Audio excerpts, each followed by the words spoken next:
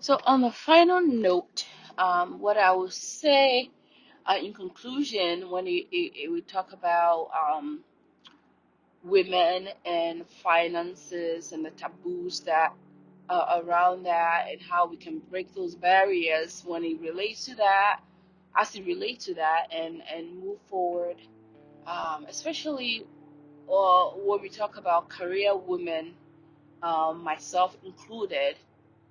We really taking a look at where we are at financially, where we want to be, looking at our goals, especially as we get ready, going into the new year. I know many times we make goals, but then trying to find ways to keep with those goals will be really ideal.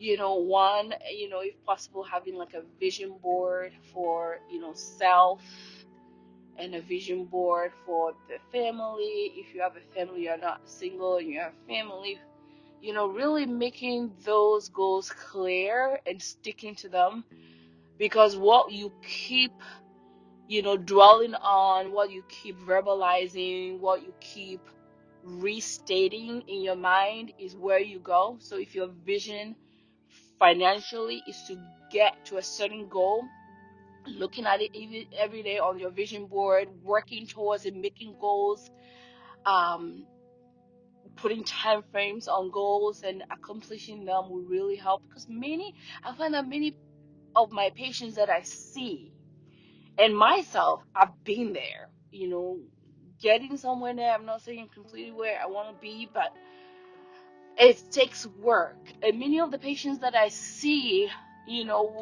behind the tears and the brokenness that I see, many of it relates at the core of it all to money.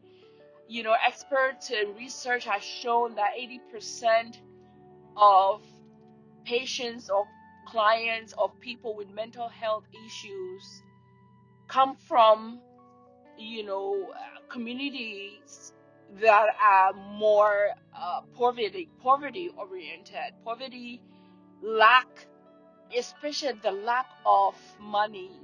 Like I said before, the lack of money is really not the root of evil, but the lack of it, or the knowledge of where to get it, is where, or the right way to get it is where that leads to a lot of evil in this world.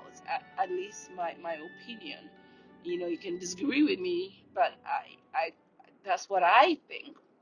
So, we as women, making those goals clear, whether it's like, it's hard to look at, especially debt. If you have debt, student loans, debt, looking at it, finding ways, to get extra money. If you're on a set budget, beyond that, can see how your goals can be accomplished. Really find different ways to have, financial means, whether it's finding one or two side hustles, one or two other jobs to get that done. Like I said, once you put your head to it, your mind to it, there's a way. Where there's a will, there's a way. So long as you're willing to get out of bed every morning and put those feet down on the ground, and the devil hears you, know, ooh, she's awake. Trust me, in a matter of time, it's only a matter of time, you will get to those goals.